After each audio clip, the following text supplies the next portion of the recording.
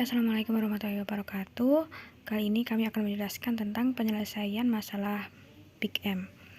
Jadi di sini nanti akan dijelaskan oleh saya sendiri, Umi Ma'rifatul Wahidah, NIM 1919031 dan juga Mas Maulidani 1919043. Mungkin sebelumnya sudah jelaskan tentang fungsi kendala. Nah, di sini kita baca lagi, yaitu yang pertama, jika semua fungsi kendala menggunakan pertidaksamaan kurang dari, maka variabel basis awal semuanya adalah slack variabel, dan penyelesaian solusi optimal untuk kasus seperti ini biasanya digunakan metode simplex biasa. Yang kedua, jika fungsi kendala menggunakan pertidaksamaan kurang dari dan lebih dari dan ada fungsi kendala yang berupa persamaan, maka variabel basis awal adalah slack variabel dan variabel buatan atau artificial variable. Penyelesaian solusi optimal untuk kasus seperti ini dilakukan dengan memilih antara metode Big M atau dua fase. Yang ketiga, jika fungsi kendala menggunakan pertidaksamaan kurang dari dan lebih dari saja, maka variabel basis awal adalah slack variabel saja dengan merubah tanda pertidaksamaan lebih dari menjadi tanda kurang dari atau kalikan dengan -1. Penyelesaian solusi optimal untuk kasus seperti ini dilakukan dengan menggunakan dual simplex.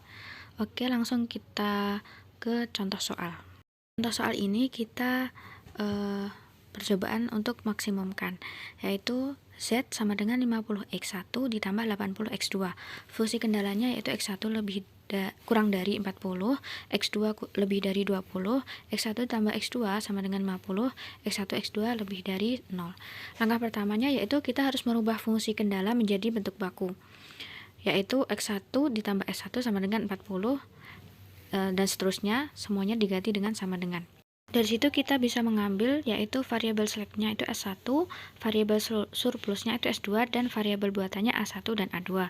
Fungsi tujuannya pun menjadi Z sama dengan 50x1 ditambah 80x2 sama ditambah 0 S1 dikurangi M A1 dikurangi M A2. S1, A1, dan A2 itu ditujukan sebagai variabel basis. Langkah selanjutnya yaitu kita mensubstitusikan variabel buatan ke fungsi tujuan, yaitu x2 ditambah s2 ditambah a1 sama dengan 20. Itu menjadi a1 sama dengan 20 dikurangi x2 dikurangi s2. Dan selanjutnya ya.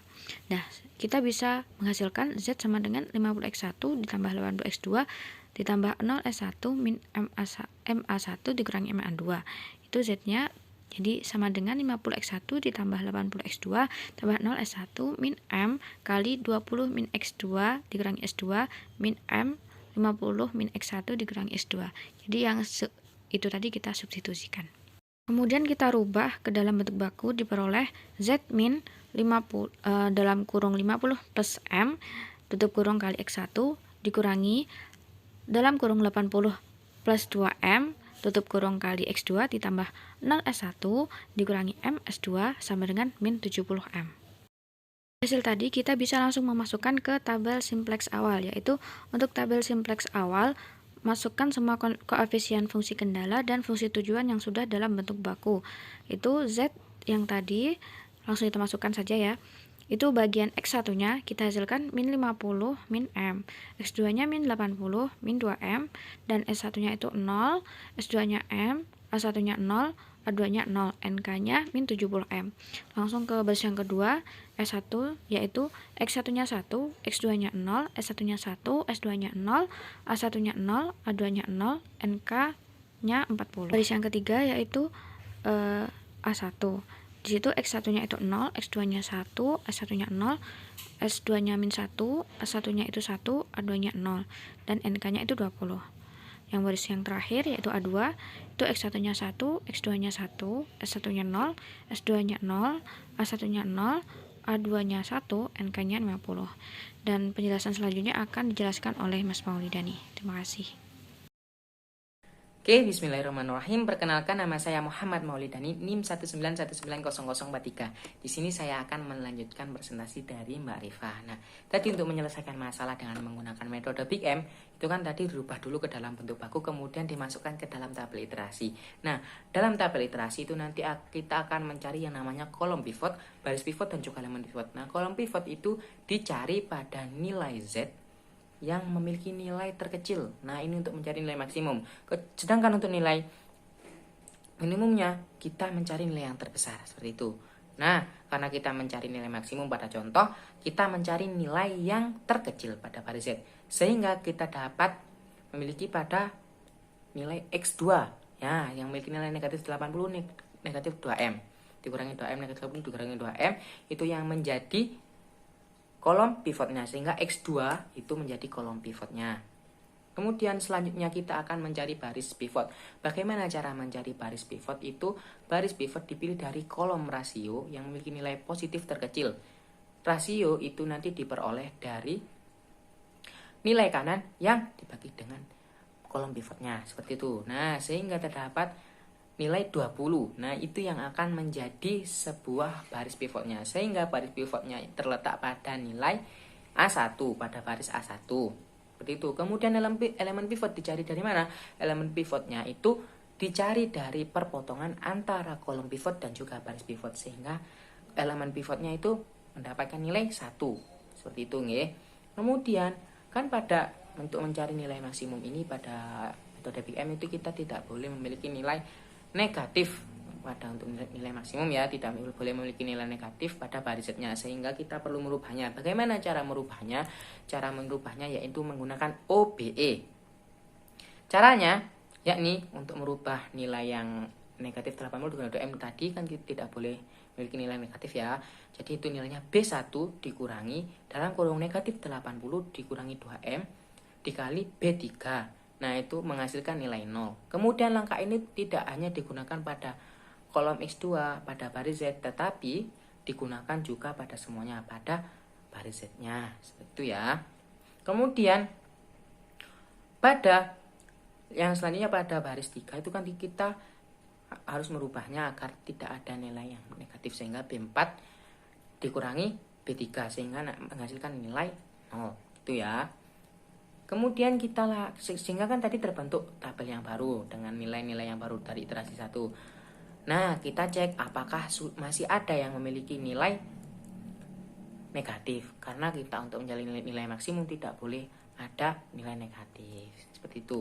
Kemudian karena masih terdapat nilai negatif, kita lanjutkan ke iterasi 2. Langkahnya sama seperti yang sebelumnya, kita harus mencari kolom pivot, baris pivot, dan juga elemen pivot. Sehingga dari cara yang sebelumnya kita mendapatkan kolom pivot itu pada kolom S2.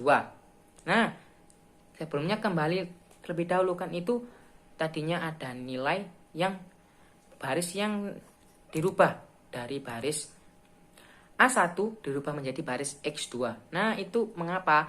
Karena tadi X2 itu menjadi sebuah variabel masuk dan yang A1-nya yang keluar, sehingga nantinya baris A2 itu digantikan dengan X2. Seperti itu, nggih. Sama seperti yang ini. S2-nya itu akan menjadi variabel masuk dan A2 akan menjadi variabel keluar. Mengapa sih kok bisa ada A2? A2 tadi akan menepati yakni baris pivot. Karena bagaimana caranya? Seperti yang tadi saya jelaskan. Seperti itu, ya. Yakni nilai kanan dibagikan dengan nilai kolom pivotnya. Seperti itu. Hingga nanti menemukan hasil positif terbesar yakni 30. Seperti itu. Kemudian kita masuk ke langkah selanjutnya. Kan untuk mencari nilai maksimum kita tidak boleh memiliki nilai negatif pada baris Z-nya. Kemudian langkah selanjutnya kita sama dengan yang sebelumnya, kita menggunakan OBE. Nah, untuk iterasi kedua itu rumus OBE-nya yakni B1 dikurangi dengan negatif M dikurangi 80 dikali B4. Nah, selanjutnya itu akan menghasilkan nilai 0. Nah, OBE ini tidak hanya dilakukan pada S2 pada baris Z itu, tapi juga pada baris Z semuanya dilakukan seperti itu, sehingga nanti hasilnya sudah tertera seperti yang ada di tabel, yakni B1 dikurangi M kurang 80 dikali B4 itu dilakukan kepada semua barisnya, nggih. Seperti itu. Kemudian menghasilkan iterasi 2, iterasi terbaru, ya, iterasi 2. Kemudian kita cek apakah nilainya sudah optimum atau belum. Nah, karena tidak ada nilai negatif sehingga iterasinya dihentikan dan nilainya sudah optimum. Kemudian karena baris Z ini sekarang sudah optimum, tidak memiliki nilai negatif, kan artinya sudah maksimum, tidak ada nilai negatifnya. Sehingga baris Z-nya ini sudah optimum dan memiliki solusinya itu yang optimal itu diperoleh hasil yakni nilai Z-nya itu 4000, kemudian nilai X1 nya itu 0 dan X2 nya itu 50 dan nilai slux-nya itu 30. Kemudian bagaimana cara untuk mencari ketika kita dicari untuk mencari nilai minimumnya?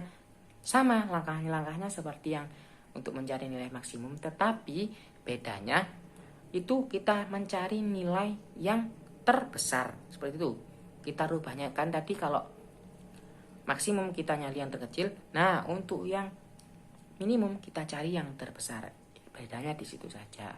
Terima kasih, mungkin itu saja yang dapat kita sampaikan untuk mendalami materi. Nanti coba jenengan semuanya teman-teman selesaikan latihan soal yang diberikan oleh pemateri. Kurang lebihnya kami mohon maaf apabila ada yang ditanyakan, dipersilahkan. Terima kasih, itu saja yang dapat kami sampaikan dari kelompok 6. Wassalamualaikum warahmatullahi wabarakatuh.